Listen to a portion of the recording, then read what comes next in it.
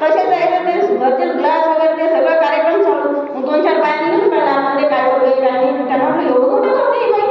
मग त्यांनी ठरवलं त्यांचं आपापला ग्लास भरून आणायचा. ठीक आहे, ते चालू राहिलं. नंतर हे 6 महिने मी पूर्ण सेवा दिली. ती ग्रीन ज्यूस सर्वांना दिला.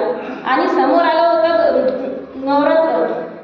नवरात्र शिबिर, उपवास शिबिर केलं मी मेरठला जाऊन. त्या नवरात्र शिबिरामध्ये माझे हे दाखवले, ट्रीटमेंटचे सगळे रिपोर्ट दाखवले. गोपाल शास्त्री डॉक्टरांना दाखवले, ताई पण सोबतच होते. तेव्हापासून त्यांनी सांगितलं की आजपासून थायरॉइडची गोळी घ्यायची नाही. तेव्हा थायरॉइड होतं -2. तेव्हापासून आज 4.5 वर्ष झाले आजपर्यंत मी थायरॉइडची गोळी घेतलेली नाही आणि कुठलाही आजार नाही, कोणताच प्रॉब्लेम नाही. तसं तर ज्यांना गोळ्या नाही मनीषला दे आता थोडं. ते झाली सेवा. सुरुवातीला केलं तप, नंतर झाली सेवा आणि सुमिरन.